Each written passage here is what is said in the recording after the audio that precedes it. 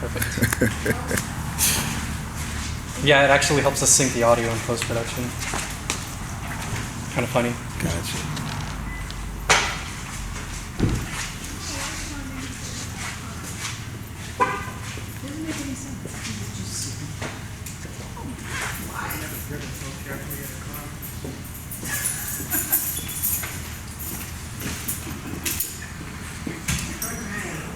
So who and or what inspires you? Who and or what inspires me? Man, that's crazy. As far as who, I would definitely say, my mom's one of the major, people that inspires me to do better and to do more.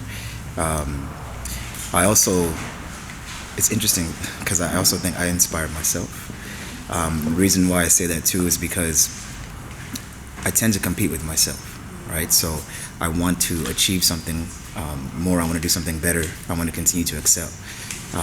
And then, of course, being around a lot of great people that are also trying to, reach higher and higher up is something that I use to also continue to improve myself and to want to do more. I want to do better.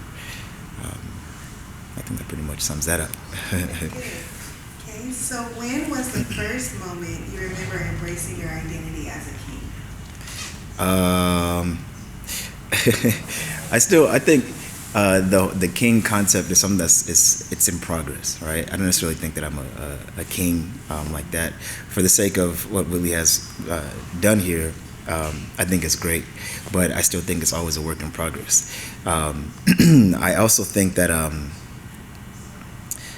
that's actually a tough question. Basically, in a nutshell, I would say that it's not something that I'm necessarily saying, well, this is what I am, right? Or like I'm already where I want to be, and because of that, I am a king. It's more so, this is where I want to be at, and what can I do to get there, right? And what status do I get when I become that level? So I think that's the king level, right? And there's probably steps along to get there. So I don't necessarily, like I said, think that I'm less a king like that. But again, it's something that is a work in progress. It's something that you want to achieve, and it's something that you could attain as long as you have your focus on, pretty much. Absolutely.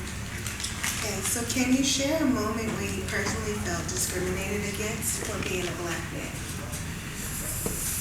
man? There's been a few.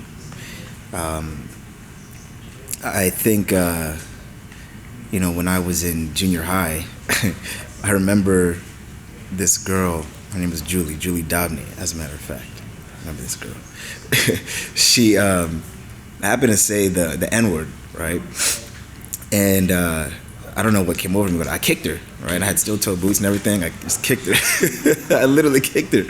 And then I got in trouble. Of course, I got suspended for like a day or two. And I went to a private school pretty much my entire school career. And I remember being in the office, in the principal's office. And if I'm not mistaken, during that same time frame, there was a award ceremony. So back in the day, you used to give like ribbons and stuff if you did well in school, first honors, second honors. And I remember being in the office because I was in trouble for kicking her, but still hearing my name being called out, for making the honor roll. But on the flip side, I do think that oftentimes, even though it's not straight up discrimination, I guess, a lot of times in the workplace, I do experience that sometimes where it's like, if I might say something that might be valid or the truth, it might not be valid or the truth until somebody else says it, right? So there's sometimes that doubt. Oh, well, what do you think about this, Charlie? It's like, nah, but I already said what we should be doing. Like, why are you asking somebody else's opinion? Or sometimes it's those moments where it's like, no, I just said that. Like, I said the same thing, And sometimes, which is the interesting thing too, being in elevators, when you go in there and sometimes there's people who are, I guess, not too comfortable or familiar with, an African American, for example. I've sometimes noticed how their demeanor changes. So I've been next to somebody before and they clutch their bag, right? And I'm looking at them like, do I look like a thug to you? You know what I'm saying? Do I look like I'm about to jack your bag? I don't need your bag. So I've definitely experienced moments like that. But overall, I tend not to worry about that or focus on those things as well, because it's also knowing that there's people in this world that are ignorant, and people that just don't know better. So with that, I just do me and just say, hey, it is what it is. I'm not gonna let somebody else affect me or whatever I'm doing, and I just keep it pushing. Someone shared that in today about the elevator experience. Mm-hmm. So, it's really unfortunate that that's so real for you. Yeah, no, that definitely happens. So how has love from a queen inspired you to be a king? Well, so I'm married. I got married. Shoot, I'm gonna be a bad husband if I forget. It was in November 17th, as a matter of fact. So it's real new, real fresh, and I think it's quite amazing, because before I always wanted to do better, no matter what. That's just who I am. I always want to do better. I want to excel and continue to exceed. But being in the relationship and having that love makes me want to spread that to my wife.